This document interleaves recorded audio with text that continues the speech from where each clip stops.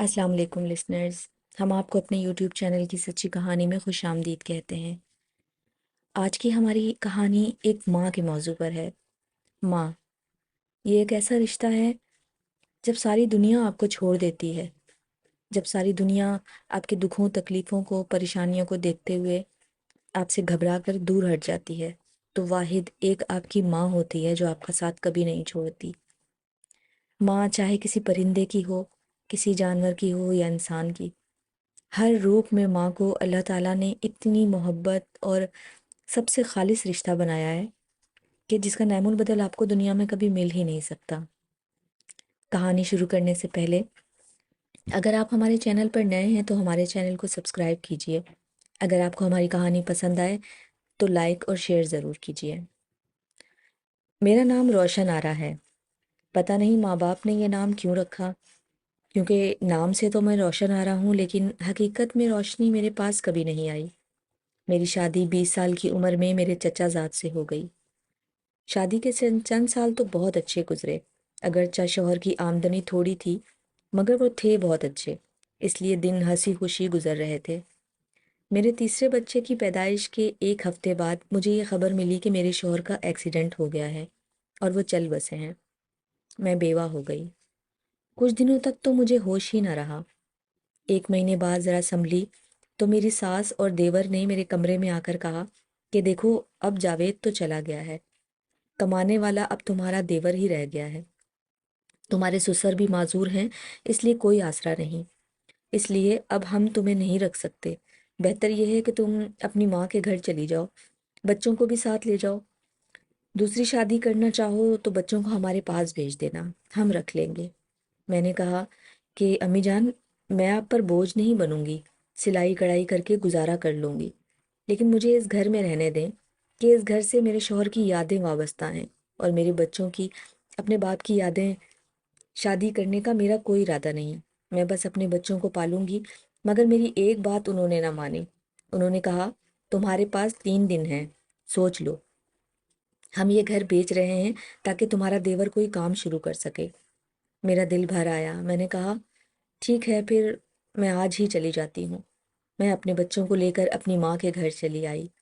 بچے یہ سوال ہی کرتے رہ گئے کہ امی ہمیں دادی اماں اور چچا نے گھر سے کیوں نکال دیا، مگر میرے پاس ان کے ہر سوال کا جواب رونے کے علاوہ اور تھا ہی نہیں۔ چھوٹے بچے نے کہا امی جان جب ابو آئیں گے تو میں ان سے دادی کی اور چچا کی شکایت کروں گا۔ یہ سن کر میں اور روئی، مگر کب تک؟ میں اپنی ماں کے گھر کچھ ہی دنوں رہی تھی کہ بھابھیوں نے بھائیوں کے کان بھرنے شروع کر دیے کہ اس کے بچے ہمارے بچوں کو تنگ کرتے ہیں، حالانکہ میں سارا دن اپنے بچوں کو کمرے ہی میں بند رکھتی، لیکن پھر بھی ان کو شکایت تھی۔ نہ ہی میرا کوئی بھائی میرے بچوں سے پیار کرتا اور نہ ہی وہ بیچارے باہر جا سکتے، بس کمرے میں ہی گھوم پھر کر سو رہتے۔ میں نے اپنا زیور بیچ کر ایک سلائی مشین لی اور محلے کی عورتوں سے درخواست کی کہ وہ مجھے کپڑے سینے کے لیے دے دیا کریں۔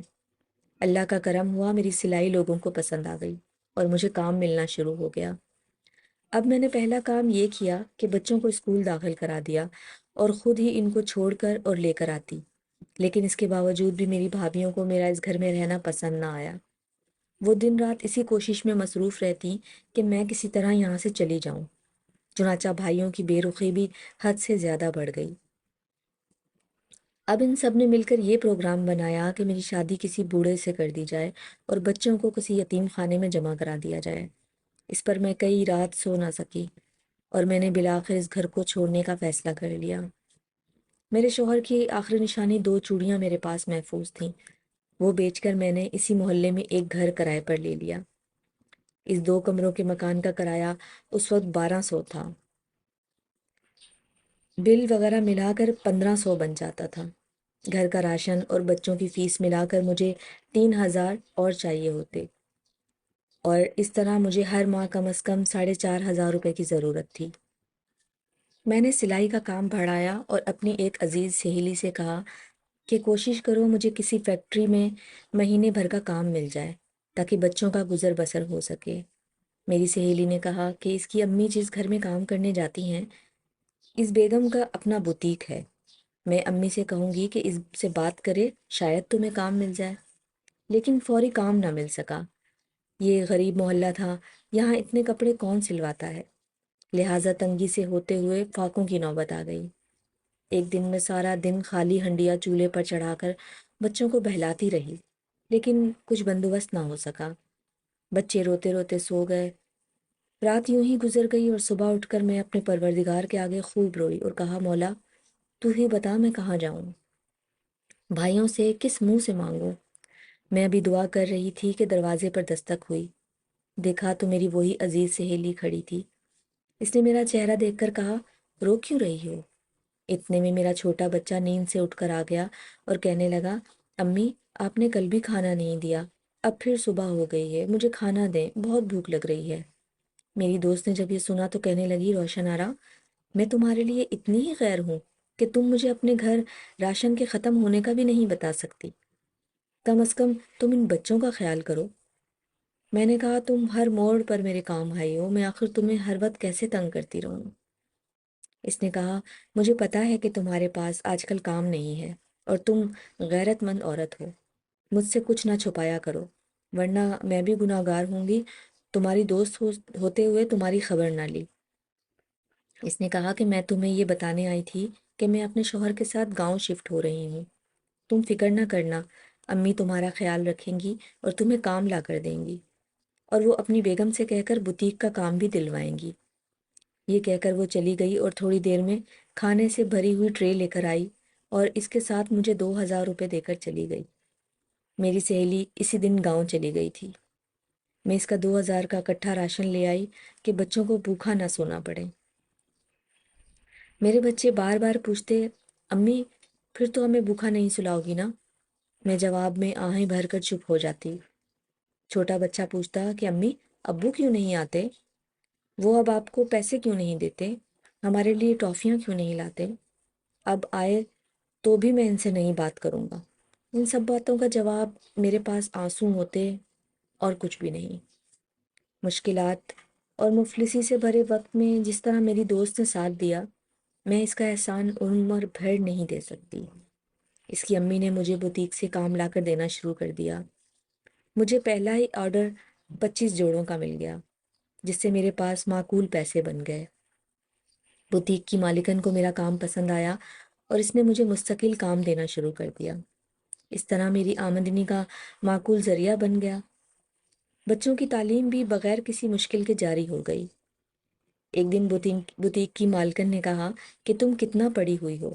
میں نے کہا، میٹرک کیا ہوا ہے۔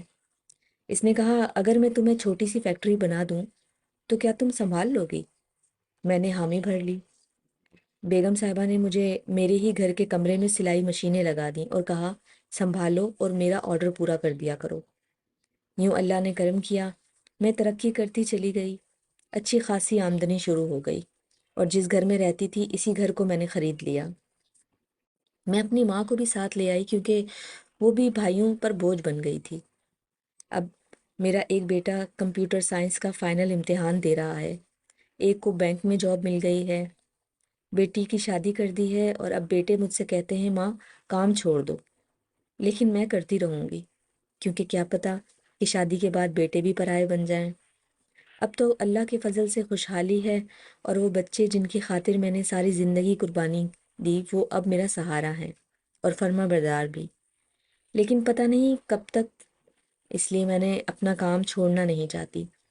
میرا سب عورتوں سے یہی پیغام ہے، یہی مشورہ ہے کہ وہ زندگی کے کسی بھی موڑ پر ہمت نہ ہاریں۔ کوشش کرنے والوں کا اللہ ساتھ دیتا ہے۔